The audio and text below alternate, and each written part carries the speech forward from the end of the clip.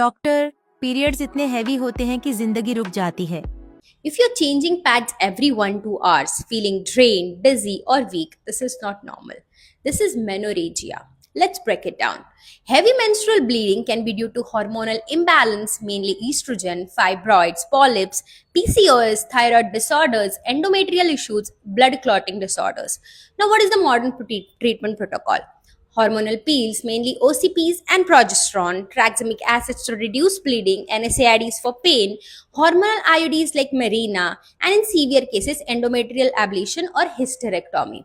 But here is a catch. These mainly control bleeding temporarily, not always addressing the root imbalance.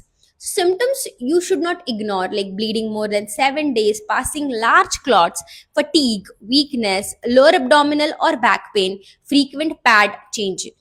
Ayurveda calls this as Rakta Pradar, which is mainly due to Pitta Dushi, that is Ushnata, and the Rakta aggravation, Rakta Dhatu imbalance, a Panvayu dysfunction. Focus is not just stopping bleeding, cooling aggravated Pitta, stabilizing Rakta Dhatu, and correcting Agni and hormonal rhythm.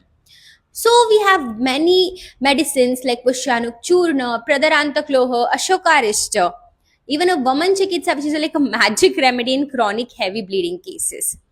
Our aim is sustainable correction, not temporary suppression.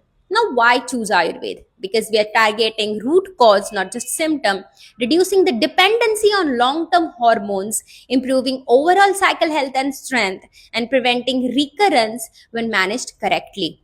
Now, what to avoid? Excess vyayam or heavy workout, strenuous physical activity, smoking, jaggery, teal, that is sesame, urad dal, mustard, curd, Shariya, that is alkaline foods, alcohol, garlic, excess katu amla lavan, that is spicy, sour, and salty foods. Now, most women normalize heavy bleeding, but chronic blood loss is chronic weakness and hormonal imbalance. You don't have to live with it, you can correct it.